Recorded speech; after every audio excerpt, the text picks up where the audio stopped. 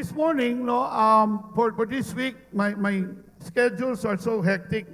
I've just attended the first National Disciple-Making Summit in Cebu, led by PCEC, Philippine Council of Evangelical Churches, wherein the network of Bishop Hurley Montes, we're the one kami yung napunta, na-assign doon, 11 of us, from Davao and Jensan, Zamboanga, and some other places in the country.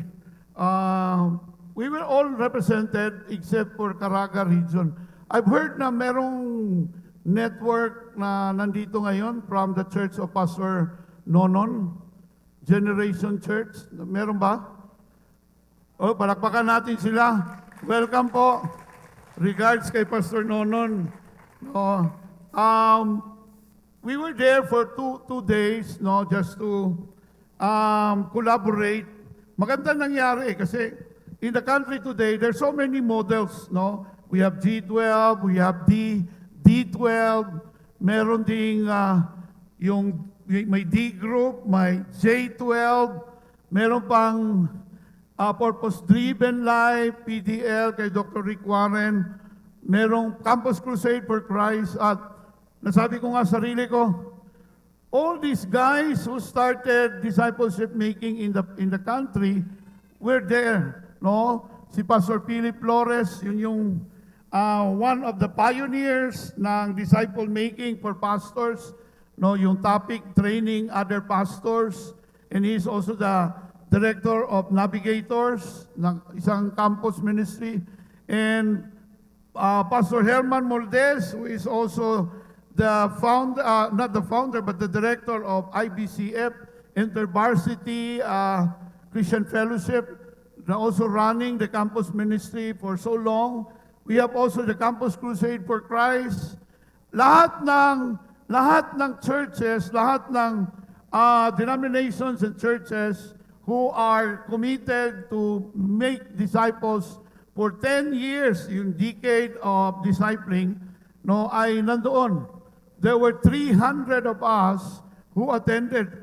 All of us are senior pastors. So, maganda yung gathering namin, and I left Tuesday evening, I arrived Thursday evening, and then early in the morning, Friday, tulog lang ko pila ka oras, and then I have to rush to the airport again because I have to meet Reverend Sunny Largado, my international director in Ethnos Asia. And I was so encouraged because if we are going to look at it here in the Philippines, there's an ongoing revival in different places. But if you go beyond, if you will see beyond the globe, you can also see that there's revival going on in Pakistan, in Bhutan, in Northeast India, in Nepal, Kathmandu, all these places. When I talked to Kuya Sani, I was so amazed. Sabi ko, Lord, kagaling talaga ng Diyos. Because God is not a respecter of person. Even in countries that are dominated by the M's,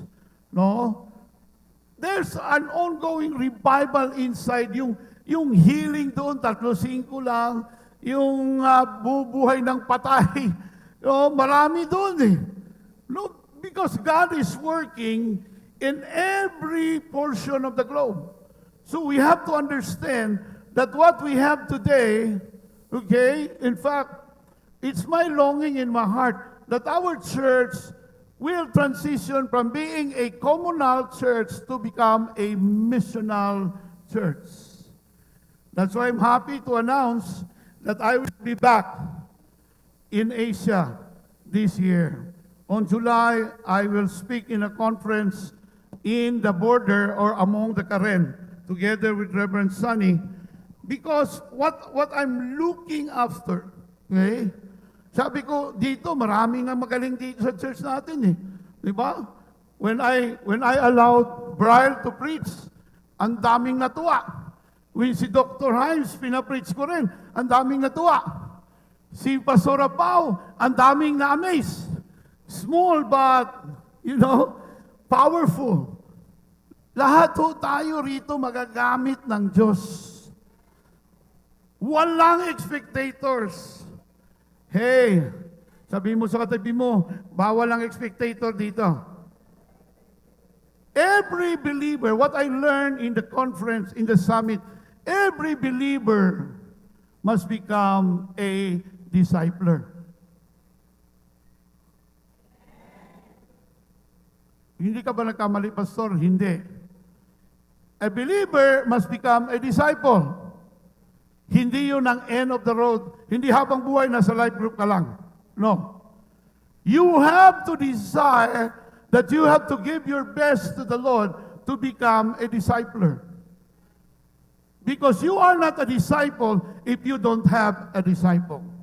That's what Pastor Peter Tansi, always ginabalik-balik ni Bishop Peter Tansi. Sabi niya, if you are a believer na nakaupo ka lang, wala kang ginagawa, you are not doing your best.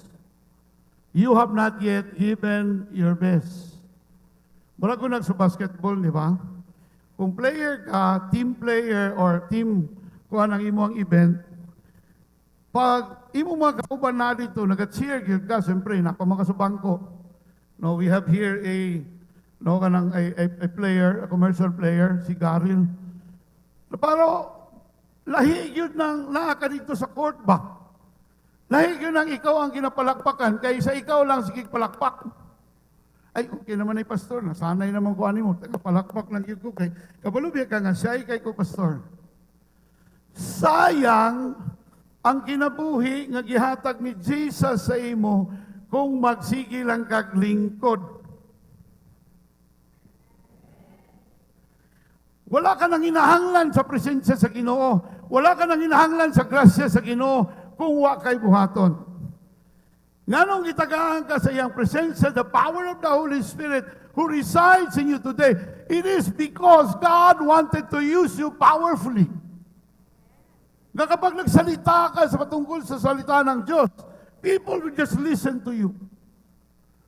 When I was in Bangladesh, Muslim 99%. But when we prayed for somebody and received healing, nandito ba si Doc Rage? Wala si Doc Rage, no? Oo, nag-uli. Kasama kami ni Doc Rage in Bangladesh sa Rohingya camp. When we prayed for somebody na may sakit, matanda na may sakit, and after we prayed, he said he received his healing. You know what? Lahat nung magpakonsulta, because it was a medical team, ang bit ko doon, lahat nung magpakonsulta, nagsasabi sa amin, hindi mo ba kami ipag-pray? Why you pray for that person? And then bakit mo kami hindi pinag-pray? They will just come to us and ask for prayers. And many of them received their healings. To God be the glory. Palakpakan natin ang Panginoon. Kaya tayo hindi nakakakita ng mga miracle. Actually, yung miracle mo, nasa kamay mo. Tingnan mo yung kamay mo. If you lay hands on the sick will recover. Ayaw na, maayo ka ni. Hala, unya, nalaman ni sipon, basig iniguman, ani, madungagan pa inukubo. What if, ang ima ato mong ginahuna-huna, negatibo, perminti. What if di maayo? What if maayo? What is that to you? In the first place, hindi man ikaw ang muayo. Ginoo man. What is important here is just you obey God. Lord, ni-obey lang ko sa imo ha, Ginoo. And you know what? When Jesus was still here, everything He said is always in the context of 3 years. Sabi niya, work while it is still day. Because when the night comes, no one is allowed to work. That is in the context of 3 years. Kasi yun ang time frame ni Jesus. Sabi niya, follow me. If you follow me, okay, I will make you fishers of men. That's in the, hindi yung, someday you will become fishers of men. No. I will make you fishers of men. Today, Jesus wanted to make us fishers of men. Gusto niya tahimuon, nga dili na ta mangubit og isda, kundi ang atong kupiton, kaluluwa. But that promise or that purpose will be defeated the moment we will not respond, we will not cooperate. Ang ato lang yung kapital ani, maayo og dili, bahala ng Ginoo. Because siya man na nakabalo. Ka-remember mo atong 12 years na babae na nagdugo siya? No, that woman who bleed for 12 years. And kabalo man ta sa culture sa mga Hudyo. Pag something na blood kuan sa imo, automatically you become unclean. And because that woman was bleeding for 12 years, she was not allowed to enter the temple. Subot pa sabot, 12 po siya katuig wa simba. No, both physically and spiritually weak na siya. But that woman, when he knew that Jesus is coming, the Son of the living God is coming, she positioned herself, and then she started to crawl. Diba yung sinabi? She started to crawl just to touch the hem of Jesus' garment. Marami ang nagpipreach yan. Palagi natin pinipreach yan na, it's all about faith. No. What happened to that woman, it's not about faith. It's all about intense desire. Say it with me. Intense desire. Kanang grabe nga tinguha ba? Wala siya nagbutang og iyang pagtuo nga sige kay moadto ko dinhi maayo gyud ko ani ba? Mao lang gini akong pag-asa. No. That was not his purpose. That was not his goal. His goal was, I know he is the Son of God. I just wanted to touch him. I just wanted to have fellowship with him. Not because he wanted something in return that she will receive healing. No. Wala siya niya dito para makadawat sa kayuhan. Niadto siya dito kay gusto siya mo simba sa Ginoo nga ang pangalan Jesus. We will always come to God. Mindset nato pag muadto sa Ginoo mangayo. Mura bagya sa mansyon sa Jensen. Kutob sa musulod diya ang una-una sa mga tao mangayo. But there are times in our lives that we come to God not even asking for anything or a single thing. But we have to come to God because of who He is in our lives. We come here, not all of us na nandito ngayon sa umagang ito, na meron kang pangangailangan. Marami rin sa atin dito, okay na yung buhay mo. May sasakyan ka, may bahay ka. But why you continually come here? It's because you know that you are worshiping a God who is powerful and an amazing God. Wala kang hihingiin. In fact, pag may altar ko, hindi ka naman nagpo-forward eh. Bakit? Palagi mo sabi sa sarili mo, Lord, I have everything. I have nothing to ask from you, God. But you came here because you really wanted to worship the real God. Amen ba? Sabi mo doon sa katabi mo, actually, ano ba talaga ang pinunta mo rito? Ha? Oy, Pastor, kasi kailangan ako. It's okay. If you have needs, it's okay. But pwede ba, in the time of worship, you set aside all your needs. Set aside all your struggles. And then worship the living God. You come to Him because of who He is. Not because of what He can do for you. Amen? Kaya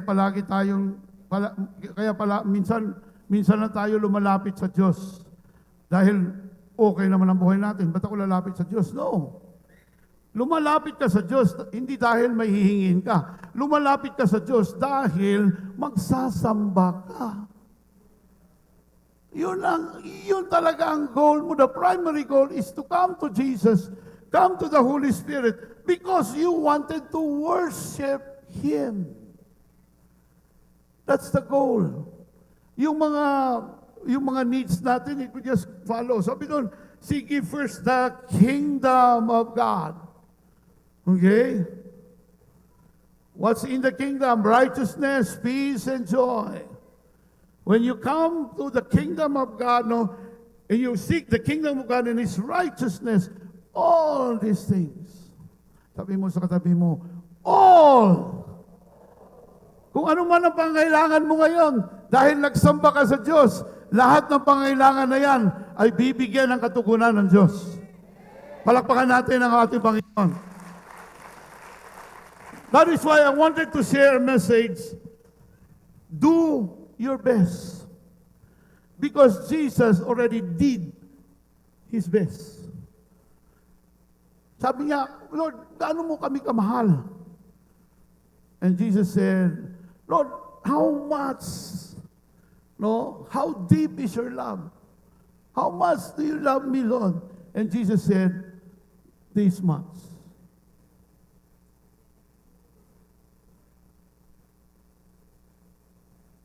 Kung siya nagpakamatay para sa atin, ano pa ba ang hindi niya kayang gawin? Sa lahat ng pangangailangan mo sa umagang ito. By the way, thank you for Ninong Andre for giving me this lapel. Bumili ng bago talaga kasi sabi niya, ayaw talaga ng local sa iyo eh. So bumili ng high-tech para makapagsalita. Ngayon, I can freely move.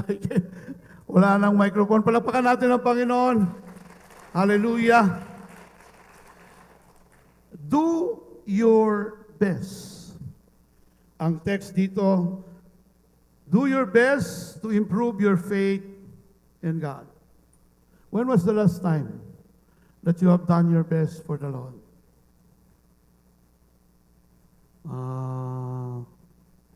Hindi naman ko kay Nomdom, Pastor.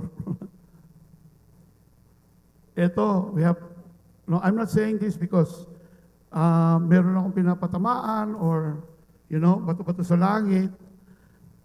I'm saying this as a spiritual father of the church. We have to balance our life. Ngayon, I will start to plan for 3 years for this church. We will start to plan. This afternoon, we have a meeting with the pastoral team. I will enforce the suggestion to have to plan for 3 years. May nagsabi sa akin na, medically speaking, after 3 years daw, correct me if I'm wrong, Doc, magtarong tani kay na Dr. I've heard this, from somebody, na medically speaking, or scientifically, after 3 years, yung ating mga cells ay mabawasan. Correct me if I'm wrong. Okay? Unya na lang ta magstorya pag human. Na ay mga cells sa atong kinabuhi nga mga matay gid siya. And some of those will never be revived. Every 3 years, na ay nagapangita po sa atong kinabuhi, nga usahay, mahayan na to, pag-abot og 3 years kay wa na to nahatag atong best. When was the last time that you have given your best to the Lord?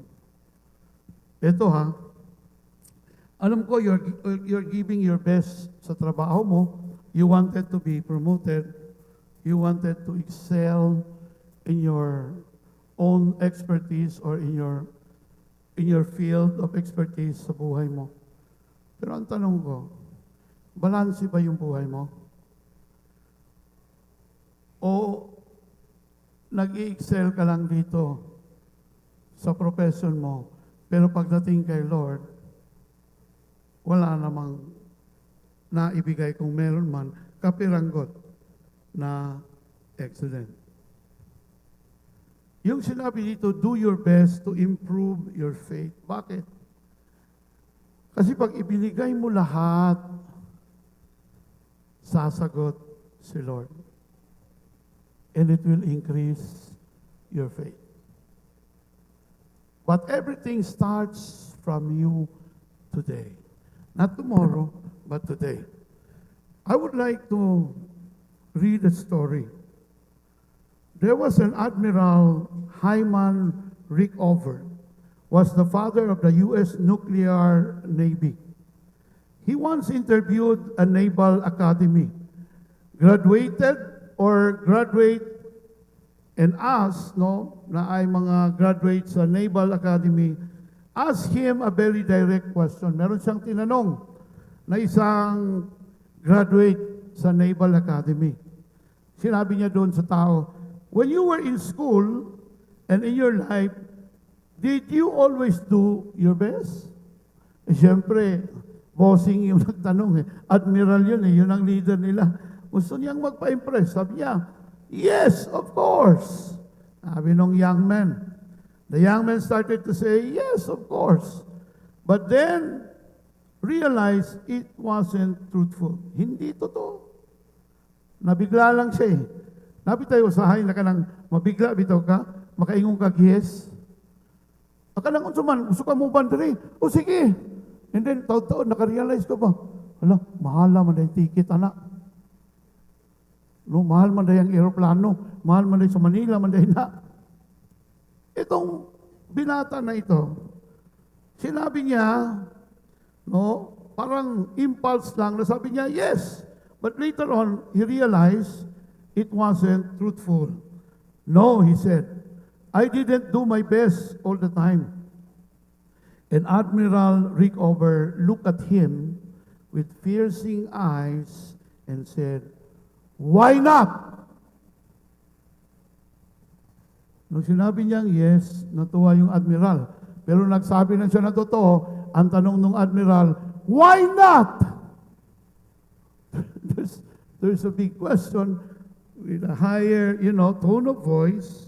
Sabi niya, bakit? The question burned in the young man's heart, and it was the turning point in his life. That young man is Cadet Jimmy Carter, became the 39th President of the U.S.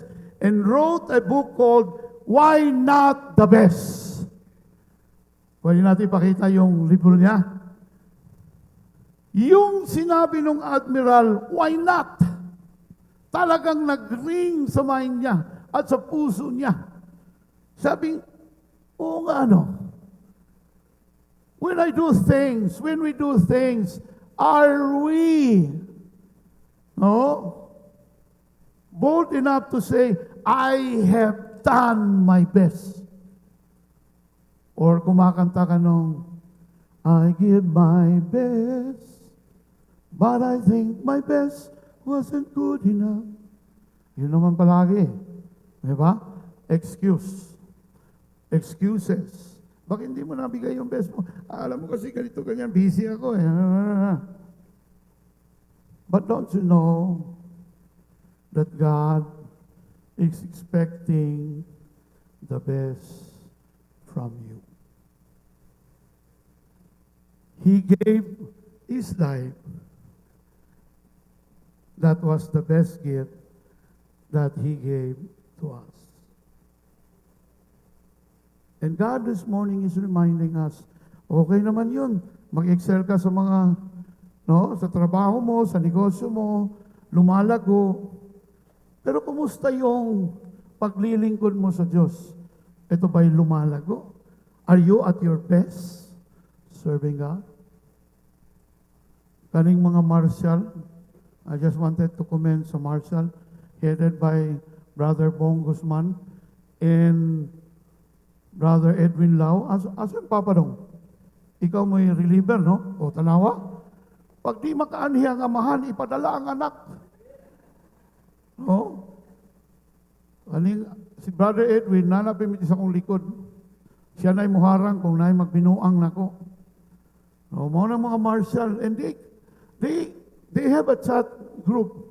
Doon sa chat nila, palagi sinasabi ni Brother Bong Guzman, pwede ba tumayo si Brother Bong? Bro, tindog daw bro. O, gwapong tao na, ako ng amigo. O, palakpakan natin si Brother Bong. Iyan ang kinabutang dito sa, I just wanted to talk about giving the best, ha? Palagi sinasabi ni Brother Bong, Igsoon, okay, Sunday tomorrow, we have to be at we have to be at the main hall, at the sanctuary, before the prayer begins. Anong prayer? Kasi before tayo mag-umpisa sa service, may nagpipray dito sa harapan. Palagi sinasabi niya yan, not just once, but every Saturday, palagi niya nire-remind yung team niya na we have to go there before the prayer will start. We have to give our best. Wow. Palakpakan natin yung mga marshal natin ngayong umaga. Oo. Nandito na sila. Wala pang service eh. Hindi pa nag-umpisa yung prayer. Nandito na sila. Because they wanted to give their best. Gusto na ito ihatag atong best niya sa Ginoo. Because we are serving an excellent God. Hindi pwede nang, okay na Lord. No? Usahay, anak kayo ta ng mediocrity na performance, mga, okay na. Mas may na lang na kaysa wala. Okay na lang malate ka. Okay na siya. Kaysa dito ko musimba, be. Is that your best? Tanungin mo yung katabi mo. Mo na imong best? Na ay mga tao nga pag Sunday, Saturday pa lang sa gabi, ilahang andamo ng ilang suoton. Best dress. Dili mag-shorts, dili nakaluwa ang kaluluwa. Dili, balik-balik lang. Akong asawa kami man ang mga kritik. Labi na si JB. Mga tubahan sa kay JB. JB, okay na yung suoton. Ayaw na kay, mura lang ka kananggi ka natulog. Pag ilis, ilis na po. Because we want to give the best. Amen? Yung suot mo ba ngayon, the best na yan? Ha? Or, basig, wag mo simba ka, nag-shorts. Kunya magdulak basketball, nagpantalon. Baliktad ba? Mura kami tuuna sa tennis ba? Masuko ng mga homeowners, ng mga tigulang sa mga kay player, sa mga player nga, hawad man kay kag magsinilas o magsapatos lagi kay, mubanga lagi ka. E kunong naandat magsinilas nang oy, bukat man kayong tiil idagan basta nagsinilas. Ingon na itong isa, mindset lang na player. Napo isa, hingon siya nga, usama ko ni si Blair, Brad, na pag maligo man ko ni siya, magsapatos, mo nang ining magduwa nagtennis, magsinilas na lang kay basa ng sapatos. You mean, when you come up with something, always have the mindset that I am coming out to give my best. Amen ba? Nano man sa opisina, be? No? Sa yuhan ng asaba ng pastor, ay, mamaura man isparing nga ng asaba dito ng Alging Domingo. Hey, ulili pang asaba, pahinomdom. Diba? Nga naman sa opisina, mahadlok mo ka malate. Naman ko'y bandiklak, di ba? Lahi na deron, kanang. Kung sa'y tawag ka na? Biometrics, Pag late ka, na may minus. Kung sa ka, karong sunod Domingo, magbutang na tadiyag biometrics. Okay? Tiyangko. Pasok, late. Di ba? Yoyong, maalat. Pasok. Nga naman nga, kung sa simbahan, dali raman kayo malate. Pero sa opisina, mahadlok man ta malate. Kaya nga naman, naay minus na ikaltas. Unsa ka, kung mingon na Ginoo, sugod karong Domingo, tanan nga late na ikaltas sa ilang blessings. Sa iyo, kita siguro tanan. Ha? That's the reality, di ba? Bakit di natin kayang magbigay ng best sa Panginoon? Katulad yan.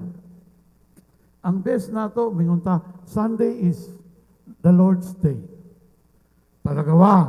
Lord's Day. Ngano, mulampas, lagi ko direct 30 minutes, masuko naman ka diya.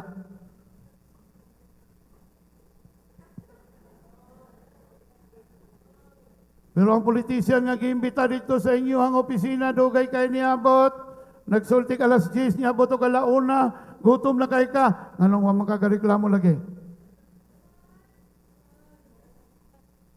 Ayay. Yung uban nga, karon lang nakasimba ba? Isa nga, pagkadimalas na ko, karon pag ko nakasimba. No, don't get me wrong.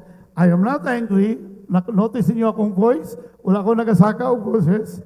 Because I really wanted to connect with you guys. Okay? Hapit na mo balik ang Ginoo.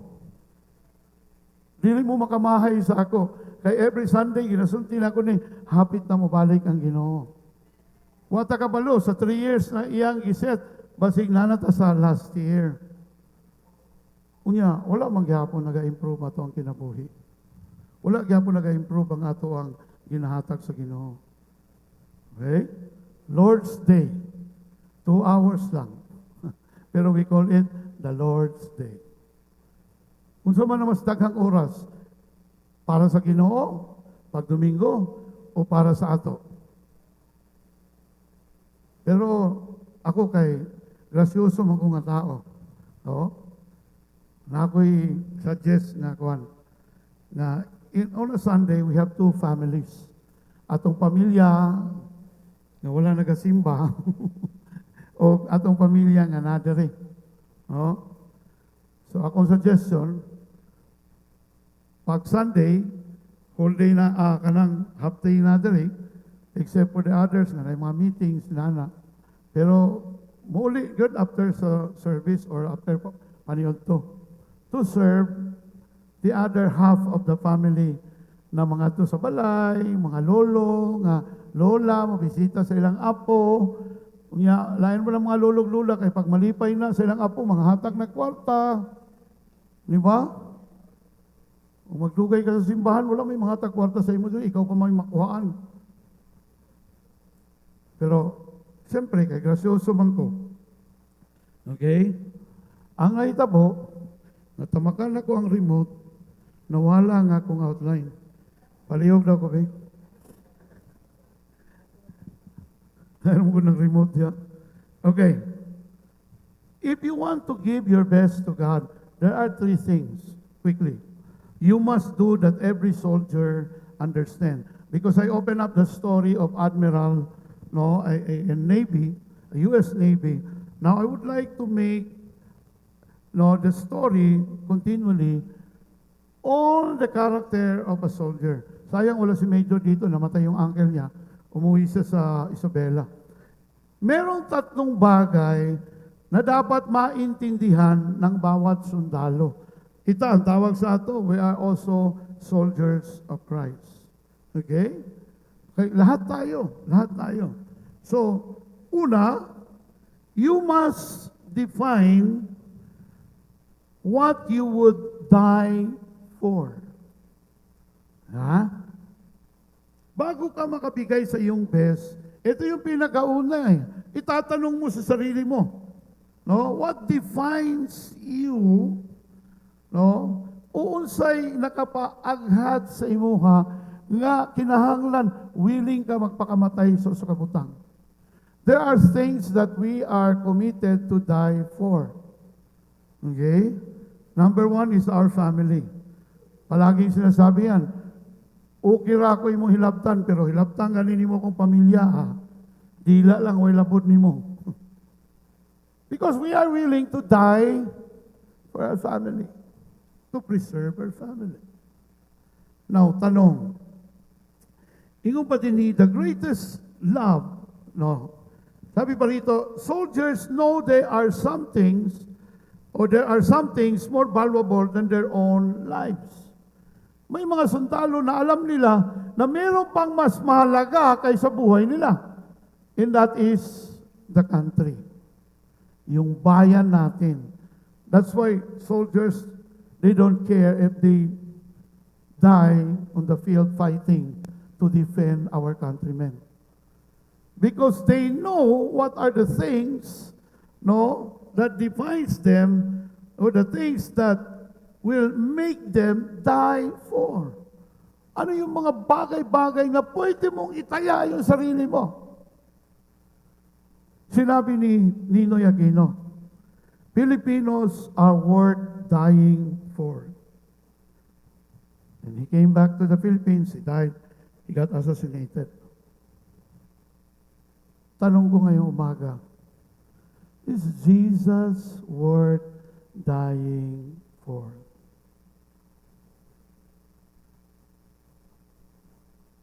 Hilom kayo. Murag ni Agi ang Ginoo. Natanong mo na ba sa sarili mo? Is Jesus worth dying for? Among the 12 apostles, 11 of them, except for Judas, no? Out naman talaga yun. 11 of them died a horrible death. And they are willing to die for Jesus' cause. Only John the Beloved, was able to overcome when he was exiled in the island of Patmos in the book of Revelation. But the 11 disciples died in a horrible death. Yung iba, patiwari eh. Yung iba, talagang ituslo pa sa nagbukal nga na tubig ba?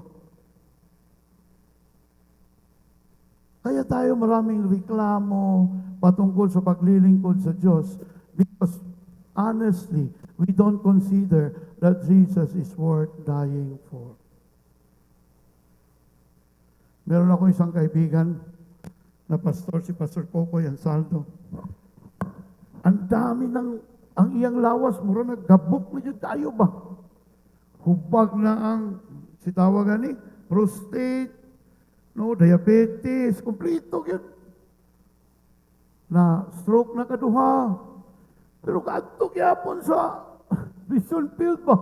Ano ko ba, hinay-hinay ba eh? Ana siya bro, mas mayo man matay nga naka sa duty, on duty, kaysa mamatay ka nga nagtanaw lag Netflix.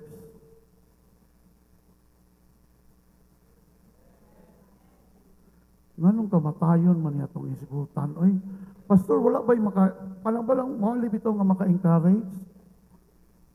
So many times we inspire, but this is the right time to face the reality.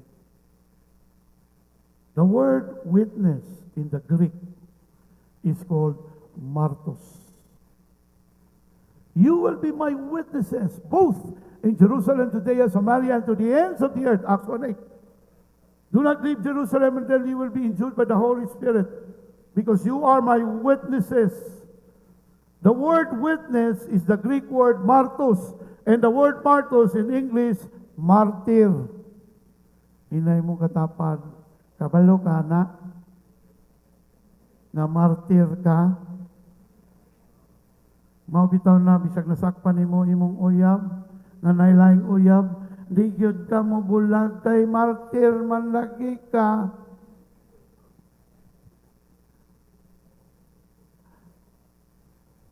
Kita nga mga believers ni Jesus, we are called martyrs. Kaya lang di natin alam kung kailan natin gagamitin, okay, yung calling na yan sa pagiging martyr.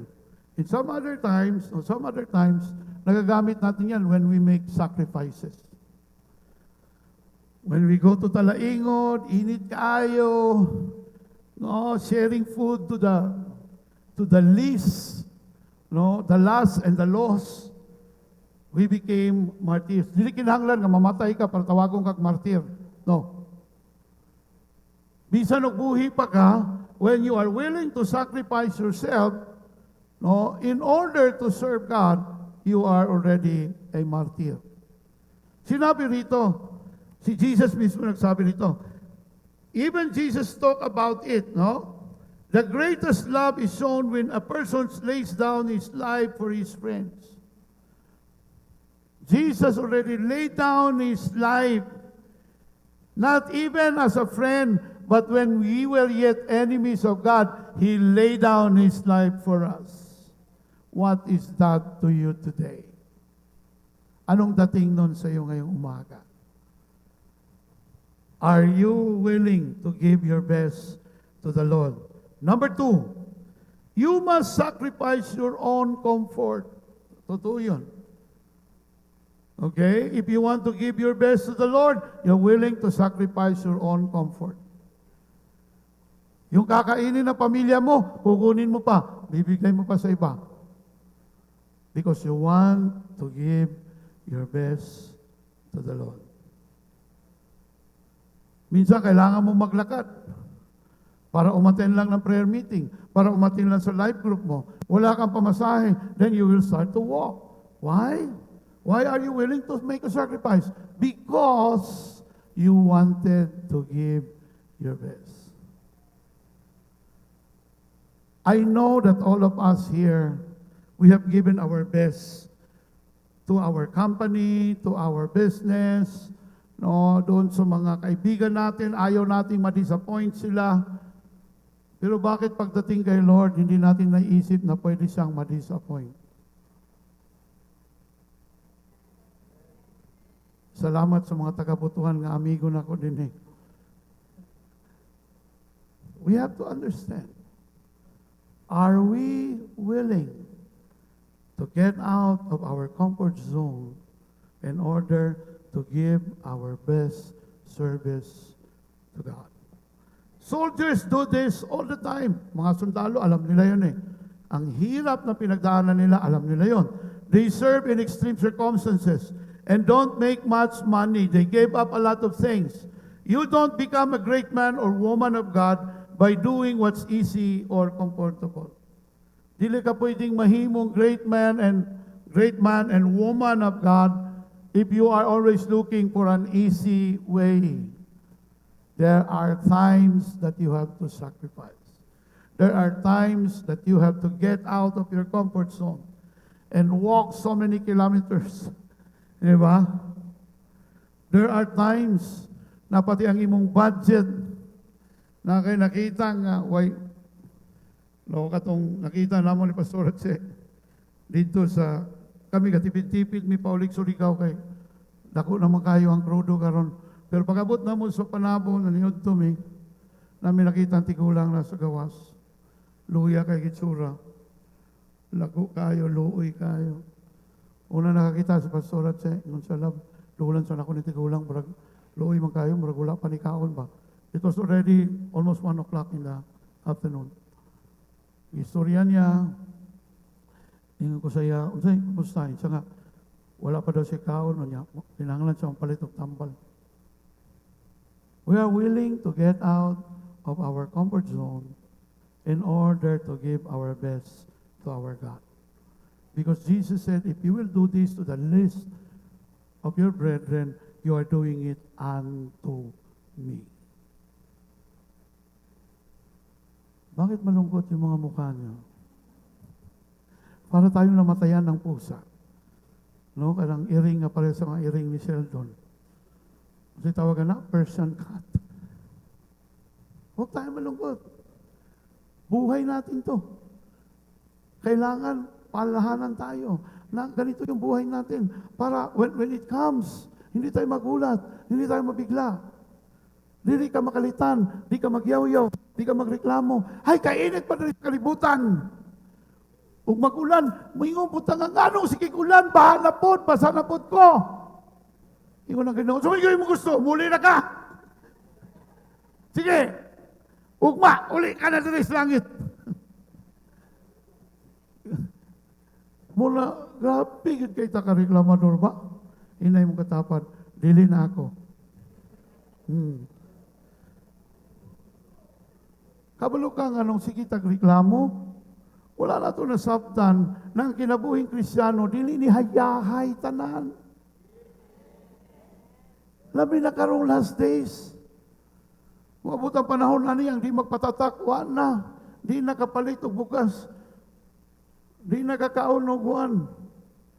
Di nakakaog steak. Dito na lang ka sa bukid, magsubasugba o bulinaw. Panga sa bulinaw.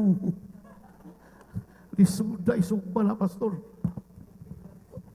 You have to understand that. We are very near to that season. We have to prepare ourselves. Kaya ba nato na? Karon pa lang ganing nga kompleto patag pagkaon sa tong refrigerator, magyayaw pa kita.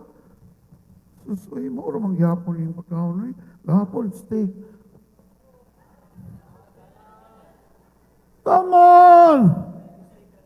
Ha? Ang uban steak, ang uban steak na lang yun nabilin. Ha? Napaganitay daghan, nagkareklamo ganita. How much more kung wala tayo makaon? How much more? If God will allow us to enter into that season that no food is available, no more rice, you will just memorize. Kami full-time itong unaan at miyanay. Fried rice, white rice sa buntag, fried rice sa udto, pagkagabi, memorize. Pero okay, matutunguna kay niwang mamangko. Karon nga kanina nga lawas, mangita mangyunikaon. Pagabot na ako sa Burma, sa Myanmar, kaduhara mo kaon sa isa kaadlaw. Dito sa sulod. Mukaon ka alas 11, mukaon po ka alas 5. Pagkahuman, matulog na ka. Wa may TV, wa may kurente. Imong cellphone, okay mo na sige ko di wa may asa ka mag-charge. Tulog na ka na. Kaya nga naman, kung mumata pa ka alas 8, gutom na na. That's the reality. Nung napunta ako ng Rohingya camp sa Bangladesh, I thought the worst na tong dito sa Myanmar, sa Karen tribe. Wow!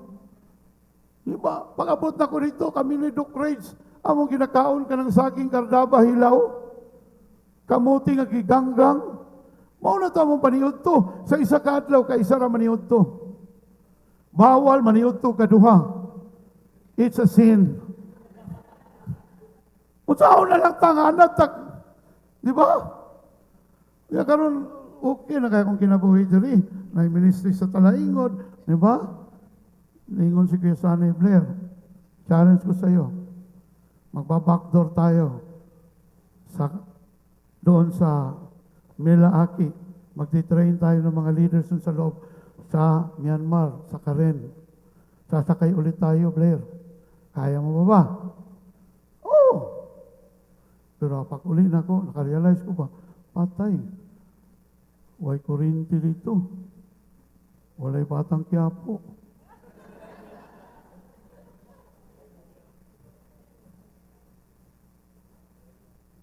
We have to understand, are we willing to go out of our comfort zone, willing to sacrifice for the cause of the gospel of Jesus Christ?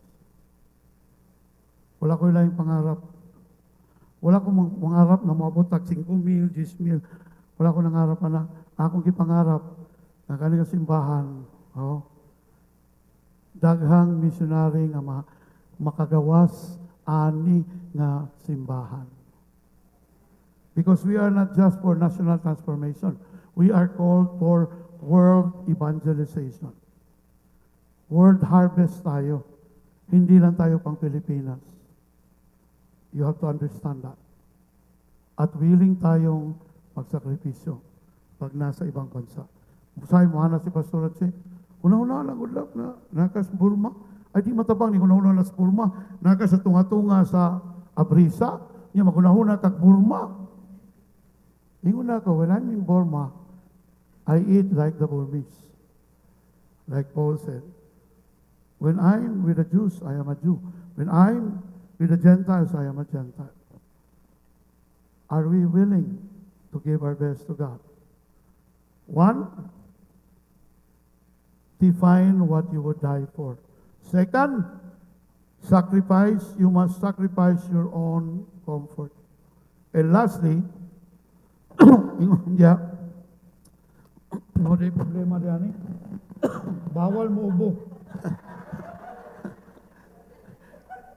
Hafid ko makaingong ba nga, excuse me. Ignorante mo ganis pastor. Last, gusto lang ko makatawa mo kay seryoso kayo ang inyong mga dagway pa. Di ko gusto nga pagsulod ninyo, inani yung dagway. Musta, Brad? Pagawas, ano yan? Musta, Brad?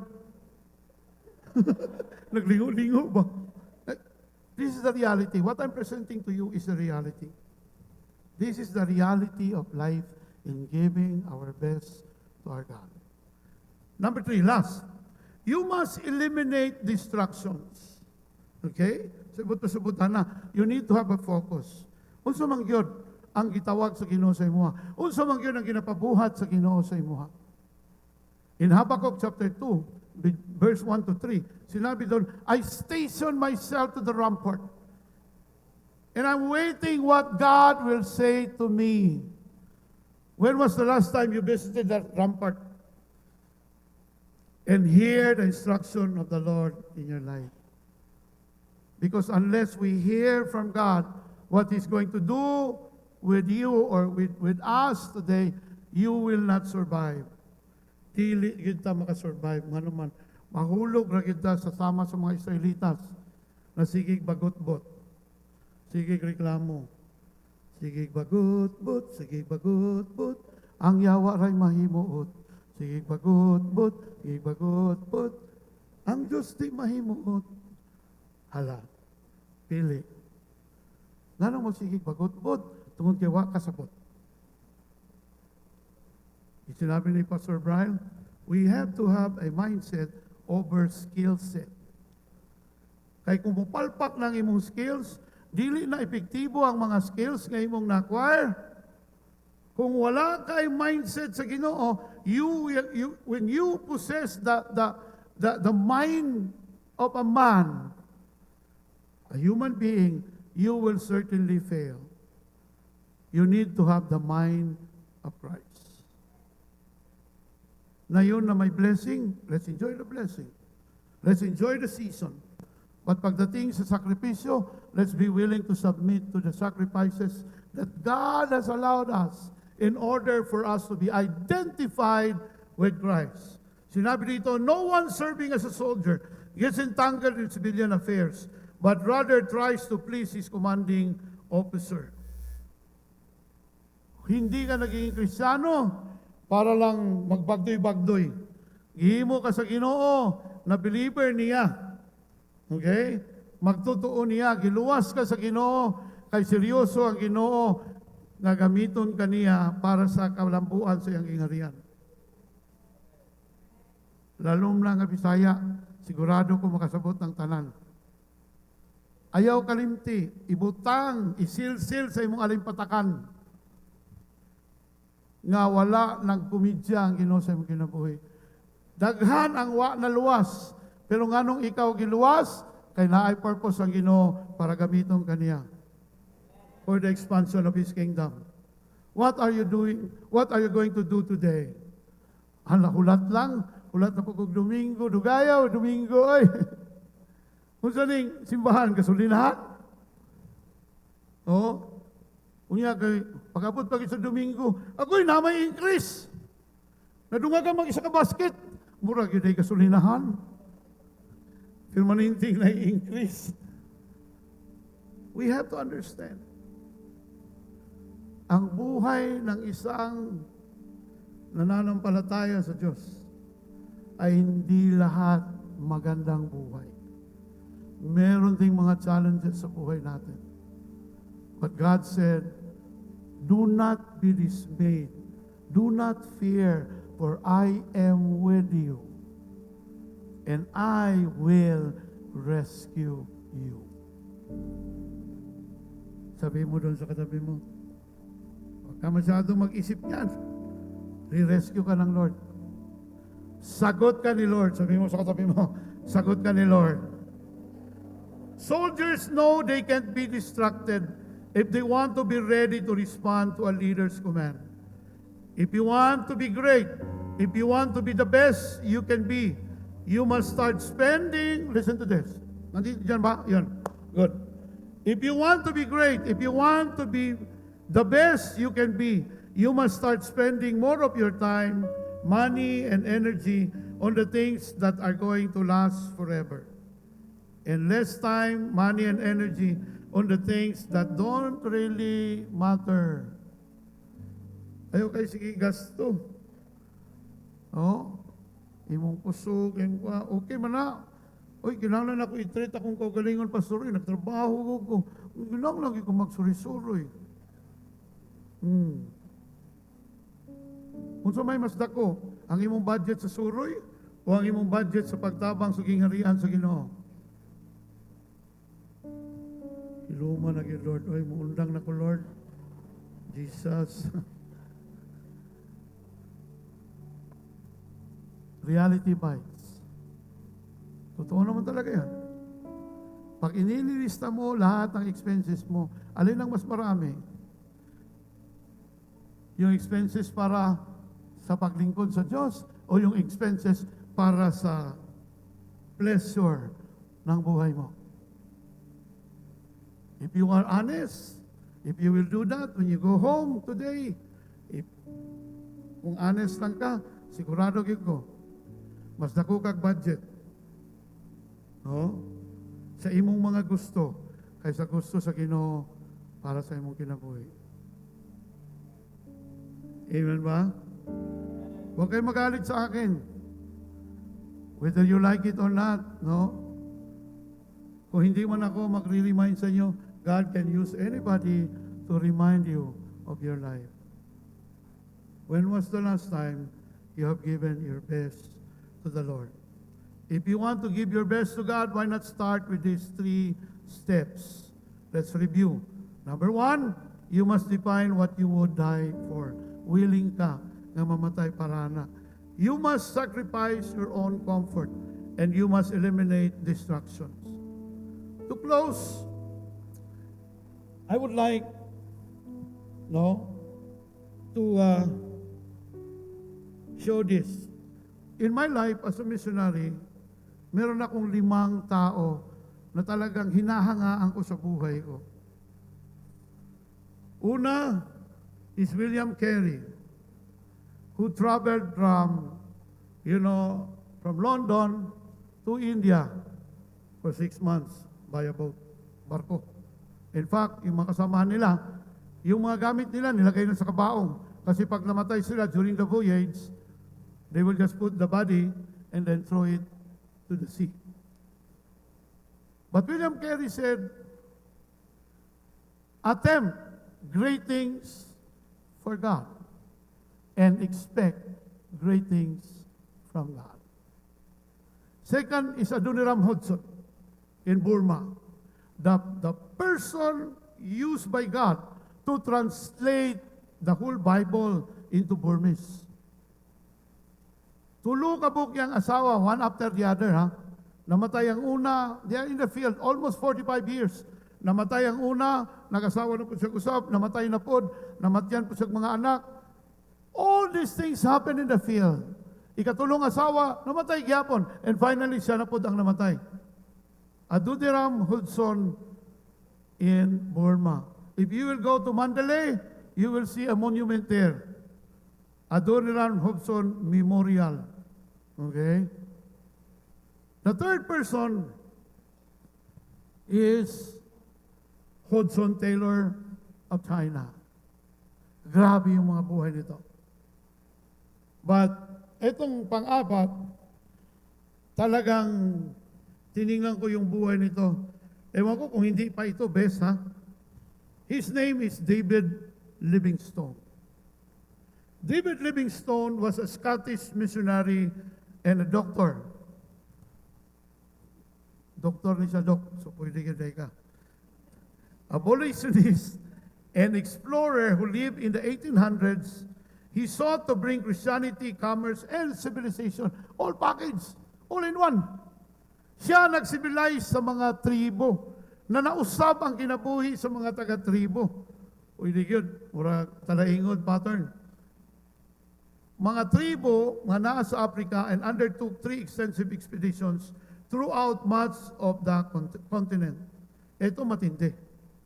Nung namatay si David Livingstone, okay, I think he died in 1873. Nung namatay si David Livingstone, si Dr. David Livingstone, pumunta yung British government doon sa lugar nila sa Zambia. Okay? Doon siya namatay.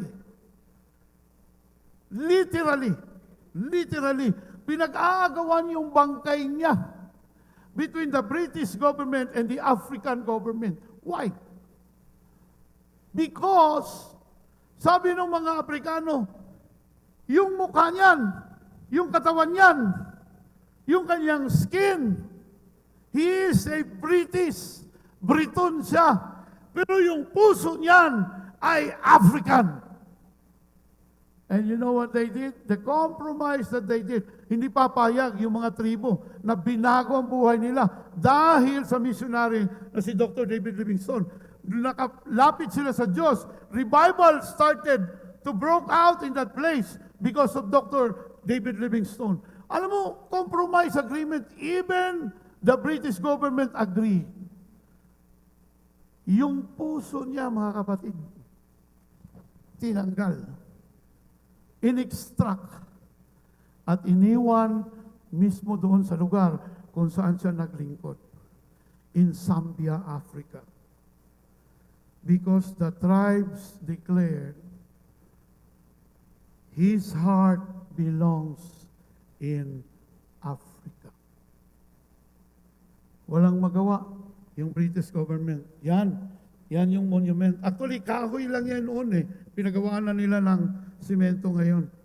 Sa ilalim ng kahoy, nakaukit yan eh. The heart of Dr. David Livingstone, no, is here. Wow. Giving or doing our best for God. This morning, hindi naman tayo si David Livingstone. Pero pag nawala ba tayo, pag-uusapan kaya tayo ng ating pamilya? Katong akong papa, katong akong daddy, katong akong tatay, grabe to ba? Panihapon na lang namo, ihatag pa dito sa mga pobre. Savings na lang namo, para sa college akong igsoon, ihatag pa dito sa karin.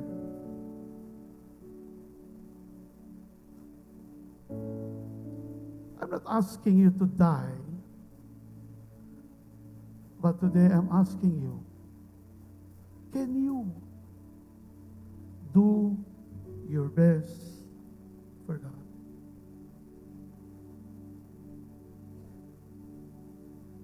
Itong mga tao na ito namatay dahil naglilingkod sila sa Diyos. Pag tayo kaya kinuha ng Diyos, maabutan kaya tayo ng Diyos na nagbibigay ng best para sa Kanya? That's a question that I would like to leave with you today. And I hope and pray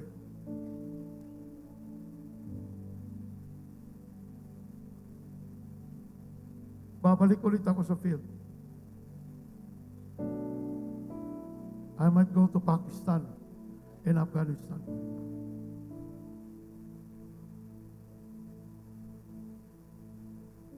Pero yun ang calling ko eh. Hindi ko alam kung ano ang tawag ng Diyos sa buhay mo. Pero sana naman, meron kang pag-iisip sa umagang ito. Lord, this life that I have, simula nung binuhay ako ng Diyos after COVID, wala nang kwenta yung buhay ko.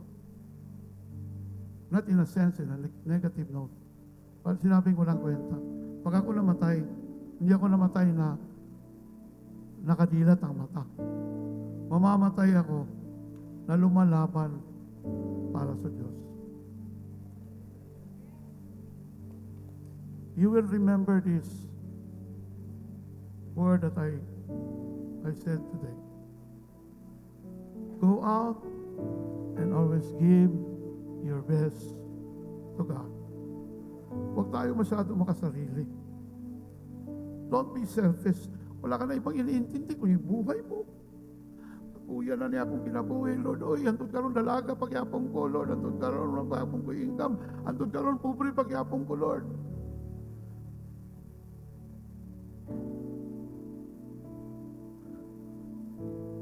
kumakausap ako sa inyo ngayon. Hindi bilang pastor. Bilang kamanggagawa sa simbahan ito. Let's go out. And let's stop complaining. Ask God, go to the rampart. No, when was the last time you go to the rampart and asking God, Lord, allow me to hear from you. I'm going to the rampart again because I want to hear from God. I want to have a specific word from God. My rampart is into China. My rampart is in Asia. That's why I have to visit it again. I have to revisit the rampart where I saw the Karen, when I saw the Rohingya, when I saw the Lao people, na mga pastor, mga basurero, mas limpyo pa kanina sa basurero kaysa mga pastor sa Laos. But they are happily serving and giving their best to the Lord. I want everyone to close your eyes.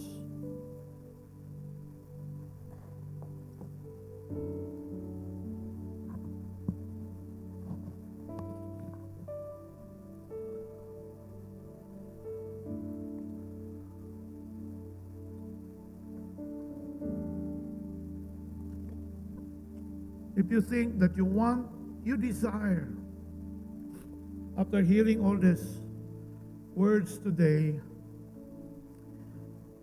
that there are people before us who have sacrificed everything in order for the world harvest to be done.